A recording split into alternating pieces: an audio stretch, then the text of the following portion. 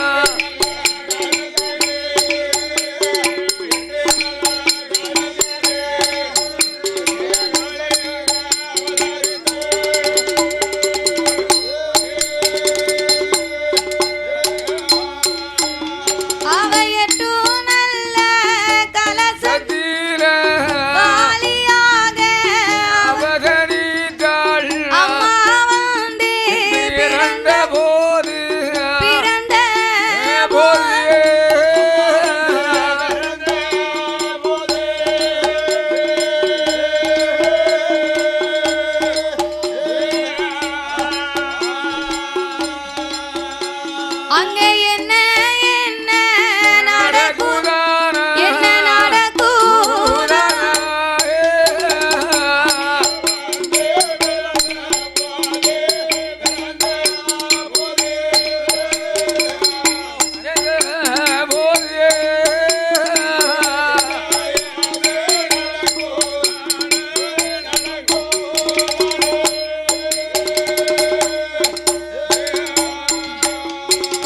நாகலோக பட்டணத்திலே நாகராஜனுக்கும் நாகக்கன்னிக்கும் நாககன்னிக்கும் அட்டகாளி 8 பேராகவே அவதாரம் செய்த பொழுது ஆமையா அந்த அட்டகாளி 8 பேர்களும் வந்து பிறக்க பிறந்த போது நாகராஜனும் நாகக்கன்னியும் என்ன பெற்றெடுத்த திருமக்கள் 8 பேர்களையும் ஆமையா சீரோடும் சிறப்போடும் செல்வாக்காக வளர்க்க வேண்டும் என்று ஆமா நாமளுடைய பிள்ளைகள் இருப்பதோ ஒரு சக்தி இனமுசம் மானிட பெண் திரு உருவம் ஆமா ஆனால் நாமல் இருப்பதோ ஒரு நாகத்தின் வடிவம் வடிவம் அப்படி இருக்கும்போது என்ன நாமல் பெற்றெடுத்த பிள்ளைகளை நம்மளால எப்படி வளர்க்க முடியும் எப்படி வளர்க்க முடியும் மானிட பெண்ணா இருந்தா தாய் அமிர்தம் கொடுத்து தன் பிள்ளைகளை வளர்க்கலாம் வளர்க்கலாம் இவர்கள் இருப்பதோ ஒரு நாக வடிவம் ஆமா ஆகையினால் நாமளுடைய குழந்தைகளுக்கு என்னய்யா காடு மலைகளிலே அலைந்து திரிந்து சுத்தமான கொம்பு தேனை கொண்டு வந்து குழந்தைகளுக்கு நாமல் ஊட்டி வளர்க்க வேண்டும் என்று ஆமா சுத்தமான கொம்பு தேன் வேணும்னா எங்கேயா போனோம்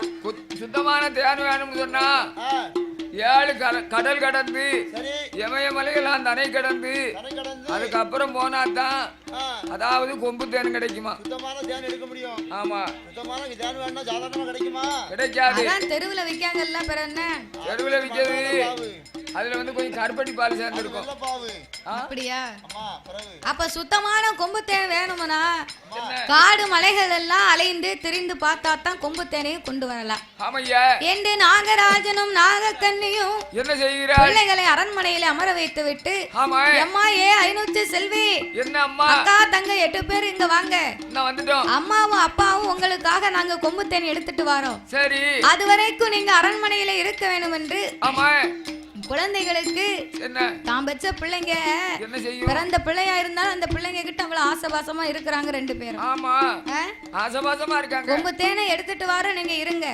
இருங்க அப்படி என்று நாகராஜனும் நாகக்கன்னியும் ஆமையா பிள்ளைகளை அரண்மனையிலே வைத்து விட்டு என்ன நாகராஜன் நாகக்கன்னி நாகக்கன்னி நாகராஜன் நாகக்கன்னி நாகக்கன்னி அவருடைய குழந்தைக்குத்தான் கொம்பு தேனை எடுத்து வந்து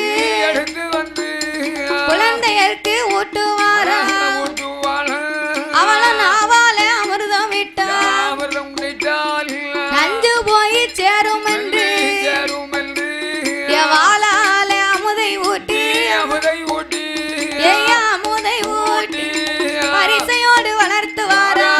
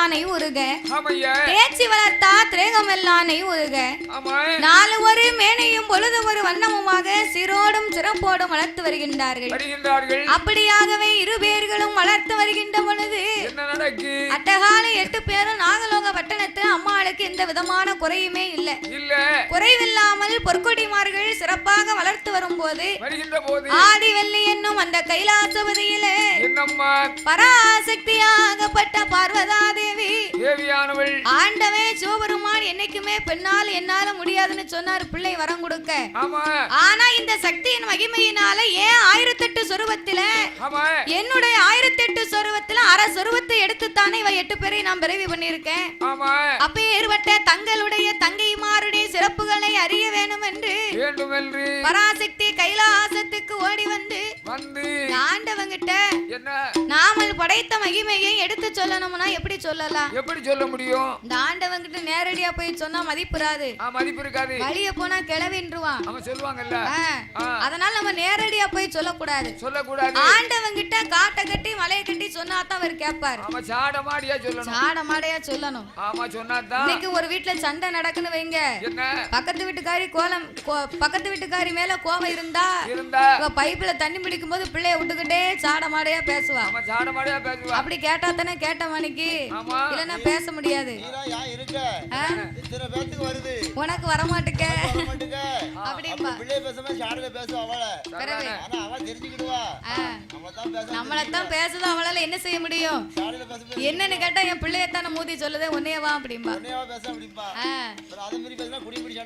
அவ்வளவுதான் ஒண்ணும் செய்ய முடியாது அத மாதிரி இந்த ஆண்டவங்கிட்ட நம்ம நேரடியா போய் சொல்ல முடியாது சாட மாடையா சொன்னாதான் இந்த ஆண்டவனுக்கு தெரியும் அப்படி என்று ஆதிபரா சக்தியாகப்பட்ட அந்த பார்வதா தேவி இறைவனாகிய சிவபெருமானிடத்திலே ஆண்டவனிடத்தில் என்ன சொல்லுகிறாள் தெரியுமா என்ன சொல்லுகிறாள் ஆண்டவா பரம்பொருளே உலகமெல்லாம் நீங்க படி இழந்து வந்திருப்பீங்க நீங்களும் நானும் கொஞ்ச நேரம் உட்கார்ந்து சொக்கட்டங்கால் மண்டபத்துல சோவிபரத்தி சொகுசோடு விளையாண்டா என்ன என்ன சரி பார்வதி ஆண்டவனுக்கும் களைப்பு திறனுமான நேரமும் போகணும் அதனால நீ சொல்லுவதை மாதிரியே நம்ம சொக்கட்டங்கால் மண்டபத்திலே உட்கார்ந்து சோவிபரத்து இருபேரும் விளையாடுவோம் அப்படின்னு ஆண்டவனும் பார்வதியுமாக அம்மையப்பன் இருபேர்களும் சொக்கட்டங்கால் மண்டபத்திலே சோவிபரத்து விளையாட பார்வதி பகவானை அழைத்து ஆண்டவனை என்ன கேட்கிறாள் தெரியுமா சாமி ஆண்டவனே பகவானே சாமி ஆண்டவனே பகவானே அடியாலோட வார்த்தை கேளும் நீங்க ஈரேழு உலகமெல்லாம் ஐயா இளையழக்க போகும் போது என்னுடைய அழக போல ஐயா அழகை போல ஈஸ்வரனை கண்டதுண்டா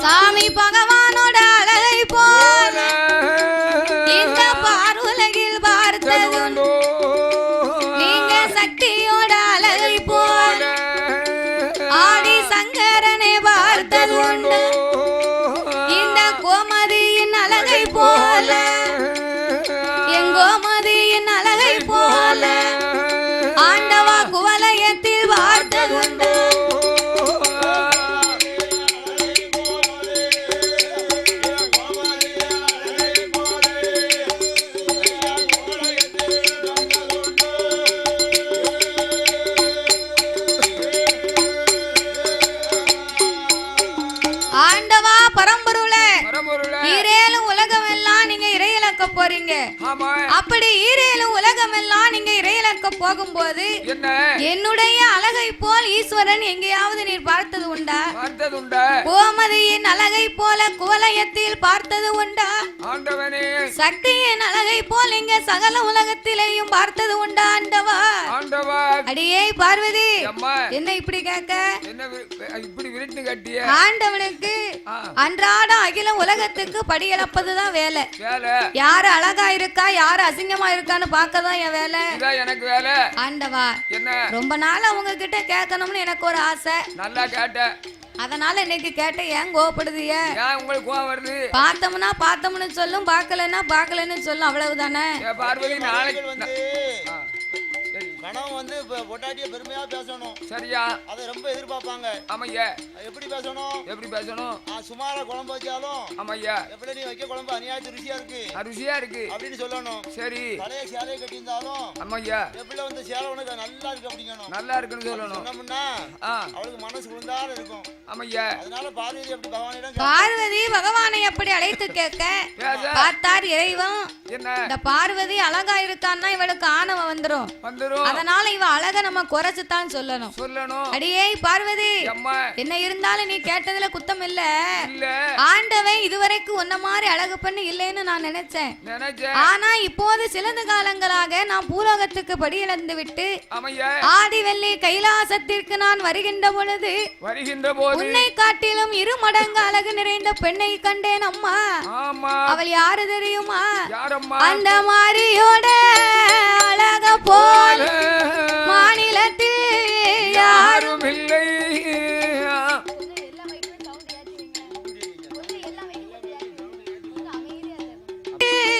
யாரும் இல்லை. ஐநூற்று செல்வி அழகு போல, அழகை போல ஆண்டவனும் கண்டதில்லை.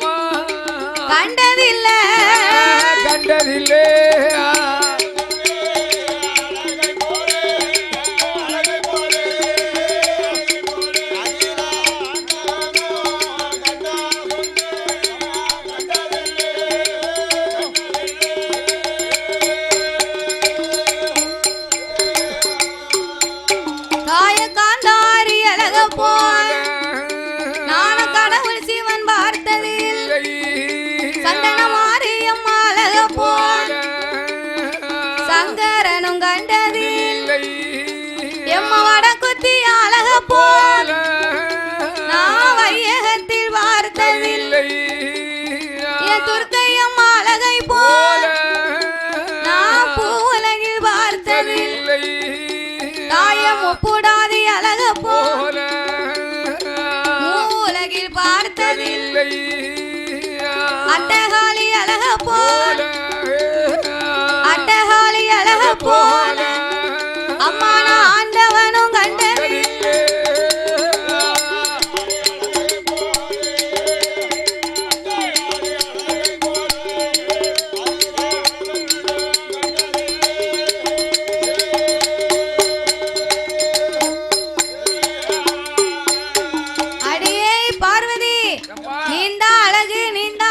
நினைச்சுக்கிட்டு இருக்கியா?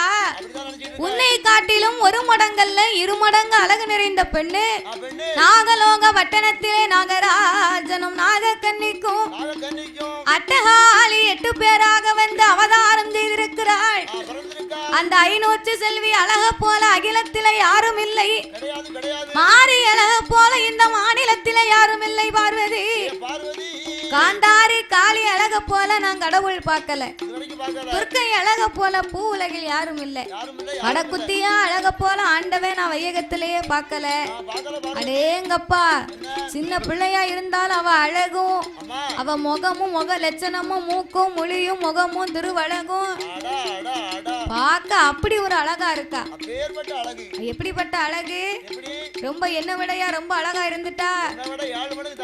உன்னை விட அழகுன்னா அழகு 1000 நாவு படைத்த ஆதி சேசனாலும் சொல்ல முடியாத அப்படி ஒரு அழகு. 1000 நாவு படைத்த ஆதி சேசனாலேயே சொல்ல முடியலன்னா நம்மளால சொல்ல முடியுமா ஐயா? ஆனா என் தாயாகப்பட்ட 500 செல்வி அம்மா எப்பேற்பட்ட அழகு நிறைந்த பெண்ணும் தெரியுமா? அவ பெண்ணுக்கான பெண்ணால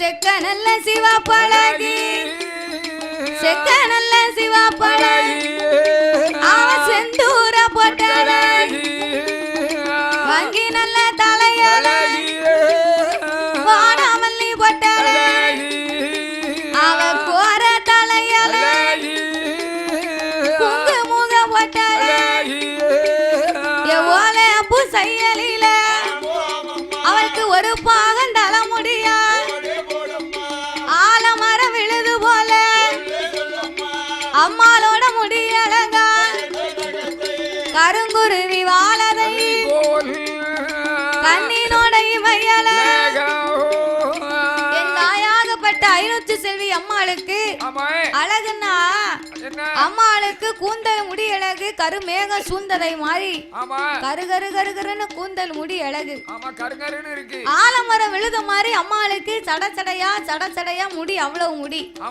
ஒரு பாகமும் ஒரு முழமும் அரைச்சான்னு மிச்சம் இருந்துச்சான் ஒரு பாகமும் ஒரு முழமும் அரைச்சான்னு மிச்சம்னு அப்ப எம்பிட்டு நீளம் இருந்திருக்கும் தேங்காய் எவ்வளவு தேங்காய் எண்ணெயா அவளுக்கு ஒண்ணுமே வேண்டாம் அவளுக்கு சாட்டையா வளரும் அவளால சுமக்கத்தான் முடியாது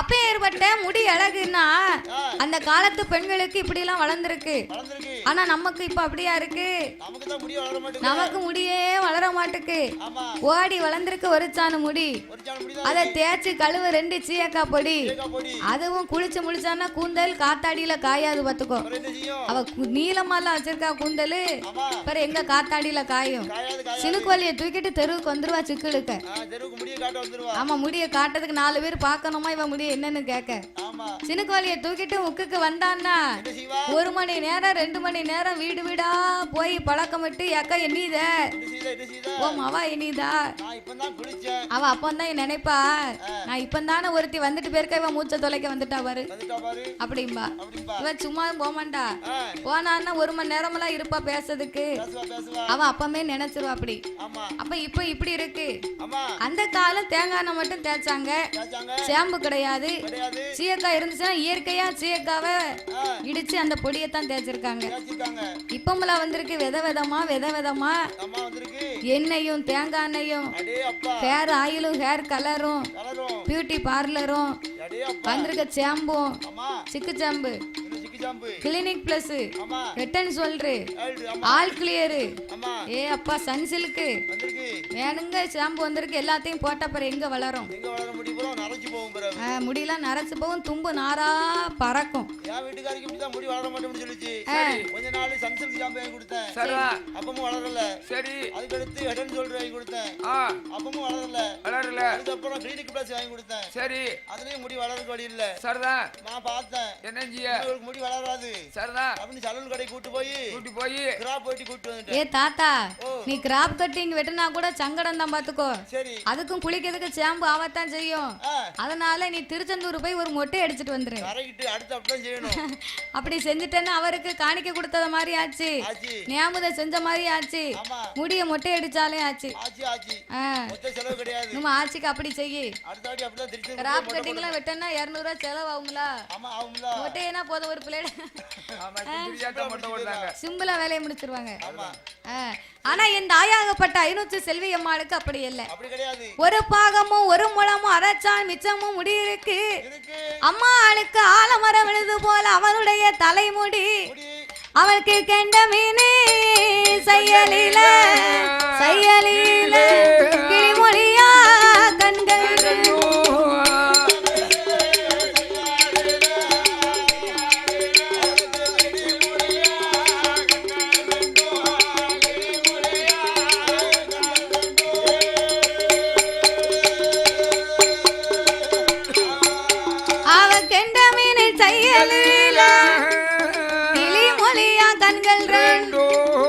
அவளுக்கு கருங்குருவி வாழலை அந்த கட்டழங்கிய மயல வேப்பையில செய்யலே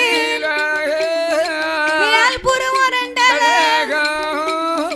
உரியாத தேங்காய் போல உமையவளின் காதிரு என்னார் உரியா தேங்காய் போல நாயகிய காதிரு அரைத்து வலித்ததை போல் அம்மாளோட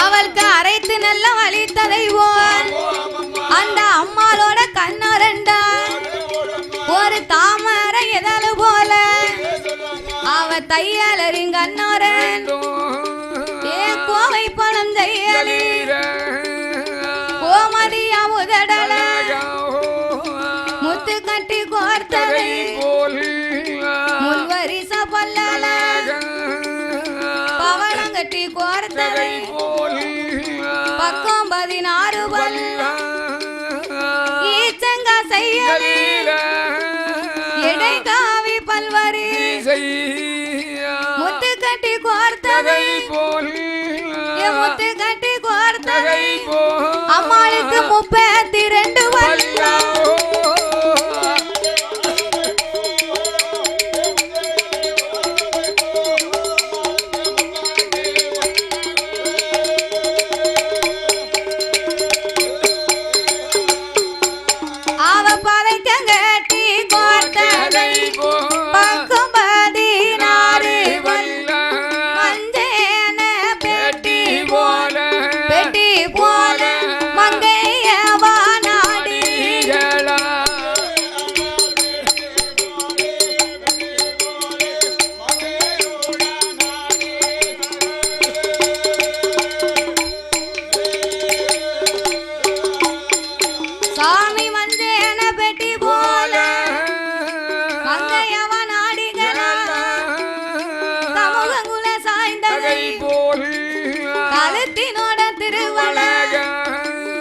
பொக்கிஷங்கள் விரித்ததை பொசத்தினோட திருவளக கட்டிராம கரும்பு போல கரும்பு போல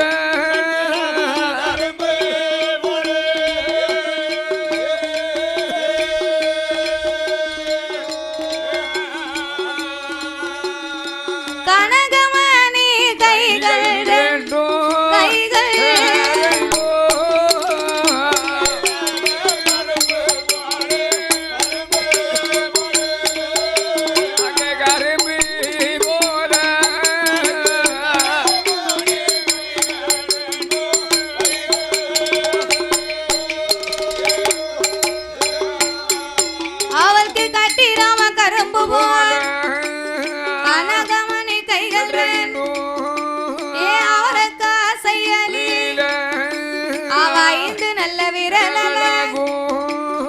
பயத்தனத்து செய்யலில தாய்க்கு 10 நல்ல விரலல பச்சீரங்கள் பதித்ததை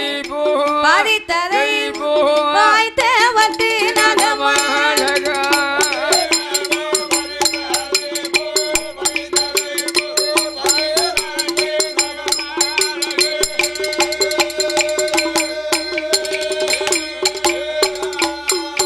அவளுக்கு பச்சிரம் பதித்ததை வாய்த்த வட்டு நகமழக தாய பொக்கிஷங்கள் விரித்ததை எங்காய் நோச்சு செல்வியா அவளுக்கு பசத்தினோட திருவழக அவ மெழுகுருகி வார்த்ததை முதுகினோட தன்னழக சித்தூடுக்கு கடைந்ததை சேலை கட்டும் இடையழக ஆலீலை செய்யலிர அருமமக வயதழக ஆலமர விழுது போல அவளுடைய தலையழக இளம் வாழம் தண்டு போல காலி ரெண்டும்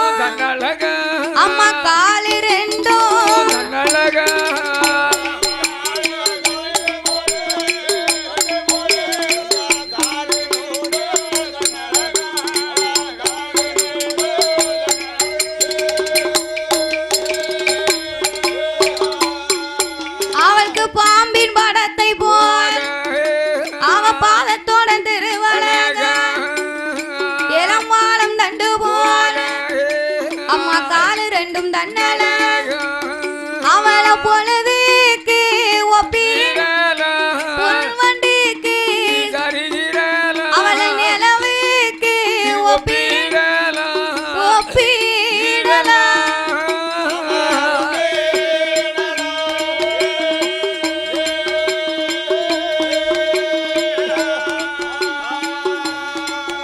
அவளை நீல வண்டுக்கு